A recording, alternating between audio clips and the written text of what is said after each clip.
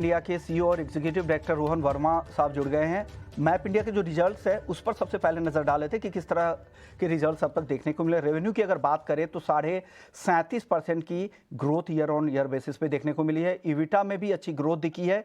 Margin हालांकि घटा है, मार्जिन 46% से घटकर पिछले साल की पहली तिमाही के मुकाबले घटकर ये 42% के नीचे आ गई है। मुनाफे में भी अच्छी ग्रोथ दिखी है, 32% से ज़्यादा की ग्रोथ मुनाफे में दिखी है। और पैट मार्जिन की अगर बात करें तो ये भी, इस पर भी दबाव दिखा है।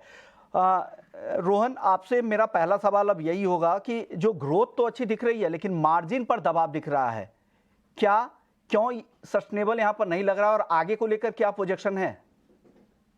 गुड आफ्टरनून, थैंक यू मुझे अपने शो पे बुलाने के लिए। देखिए, हमने पहले भी बोला है कि सालाना आप 40% प्लस EBITDA को देखिए। वो अच्छा एक एरिया है जहां पे हम अपने प्रॉफिट और ग्रोथ को कैलिब्रेट करके मैनेज कर सकते हैं। ग्रोथ हम 40% प्लस के लिए एफर्ट्स मार रहे हैं। तो और अब क्वार्टर ऑन क्वार्टर भी देखिए, अगर EBITDA जो 40.9% था वो अब 41.9% हो गया है। तो हम लोग खुश हैं अपने EBITDA मार्जिन से। ये this is on track with what our plan was. ठीक है, तो ये नज़रिया फ़िलहाल जो इस वक्त नतीजे हैं उन सबको लेके, और इन सब के बीच में रोहन एक चीज़ है कि जो आपका मोबिलिटी सेगमेंट है जो फोकस में है, उसमें अगर हम आपके क्लाइंट्स को देखें तो आपने कौन से नए क्लाइंट्स इसमें जोड़े हैं और आगे चलकर कौन सा सेगमेंट जो है उसे आप एक ग्रोथ ड्राइवर के तौर पर देख के चल रहे हैं? बिल्कुल। देखिए, मोबिलिटी सेगमेंट में कई सारे कंपनीज, कई सारे फ्लीट्स हमारे साथ जुड़े हैं।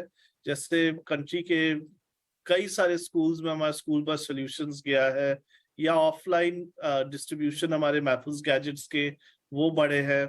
अगर आप IoT रिलेटेड देखिए तो जो लार्ज मेटल्स कंपनीज हैं वहां पे वीडियो टेलीमैटिक्स का सॉल्यूशन गया है, या सीमेंट कंपनीज में अपसेल कर रहे हैं हम अपने IoT और लॉजिस्टिक SaaS कस्टमर्स। साथ ही साथ जो कनेक्टेड व्हीकल्स, इलेक्ट्रिक व्हीकल्स आ रहे हैं, ADAS रिलेटेड जो व्हीकल्स आ रहे हैं उसमें हमारे सॉल्यूशन ज्यादा जा रहे हैं।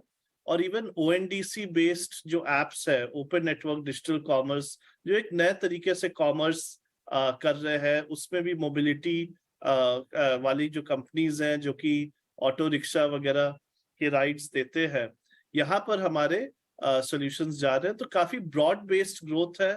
आगे भी हम देखते हैं कि ब्रॉड बेस्ड ग्रोथ, यही मैप इंडिया का की अच्छाई है कि हमारे जो मैप्स है, टेक्नोलॉजी है, वो सारे सेक्टर्स में जाते हैं, जिससे कि कंट्री की जैसे ग्रोथ हो रही है, डिफरेंट सेक्टर्स की ग्रोथ हो रही है, उसमें उन सब जगह में BFSI हो, फिनटेक हो, लॉजिस्टिक्स हो, डिजिटल गवर्नेंस हो, ऑटोमोटिव हो, सब में हम पार्टिसिपेट कर पाते हैं। ओके रोहन, मेरा अगला सवाल होगा मैप माई इंडिया के लिए आप लोगों ने जो ग्रोथ का जो गाइडेंस दिया है FY 27-28 के लिए, क्या वो ट्रैक पर है? बिल्कुल। आई मीन, जो हमारा ओपन ऑर्डर बुक आप देख लीजिए, साल के बिगनिंग में 918 करोड़, जो हमारा इस क्वार्टर का all time revenue high, all time EBITDA और ऑल टाइम पैट हाई भी था। बट अगर आप रेवेन्यू का ग्रोथ देखिए 37.5% का, तो I think we are quite well on track towards our 4-5 year का जो गोल है। और अच्छी चीज क्या हुई है, जो हमारा कंज्यूमर ऐप है, मैपल्स ऐप, ये भी इंटरेस्टिंगली अब ऐप स्टोर्स वगैरह पे नंबर 1 तक पहुंच गया था। इसका मतलब है कि लास्ट 1-2 महीने में जितने लोग हमारे मैप्स और मैपल्स ऐप से जुड़े हैं कि ये मच बेटर सोल्यूशन है, कंज्यूमर ऐप मैपल्स ऐप को डाउनलोड कर रहे हैं, उससे फायदा हमारे B2B और B2B2C बिजनेस को भी होगा। क्योंकि जब कंज्यूमर्स को फायदा हो रहा है तो वही एंटरप्राइज अपने लॉजिस्टिक्स एफिशिएंसी के लिए या सेफ्टी के लिए, अपने लोग के लिए हमारे सॉल्यूशंस अपने B2B एरिया में भी यूज करेंगे। बिल्कुल, बहुत-बहुत शुक्रिया करेंगे रोहन आपका हमसे जुड़ने के लिए, और ये सारी बातें और कंपनी की जो तमाम जानकारी है, आगे के प्लान्स और ग्रोथ गाइडेंस, इन सब पर बातचीत करने के लिए। तो हमारे साथ जुड़े हुए थे मैप माई इंडिया के CEO और एग्जीक्यूटिव डायरेक्टर रोहन वर्मा, उनसे हमने खास चर्चा की।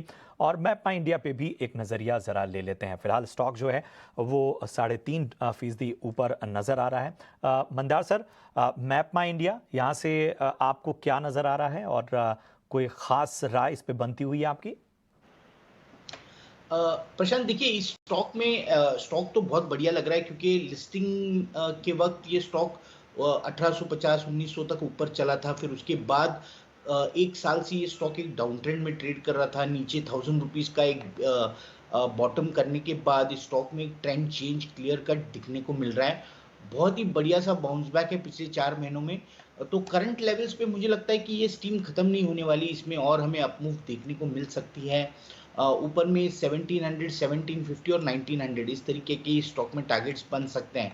अब अगर किसी को फ्रेश पोजीशन बनानी हो तो स्टॉप लॉस जो थोड़ा सा नीचे जाएगा, 1400 का स्टॉप लॉस है, तो इसलिए मेरी राय रहेगी कि एक्यूमुलेशन जरूर कर सकते हैं। यानी यहाँ पे 100% क्वांटिटी ना ले, 20% क्वांटिटी आप बाय कीजिए, अगर करेक्शन आ जाते तो और ऐड कीजिए। इस तरीके की स्ट्रेटेजी अगर इसमें यूज करते हैं तो आपकी रिस्क भी कम होगी और स्टॉप लॉस लंबा है, इसलिए आपकी रिस्क भी कम होगी।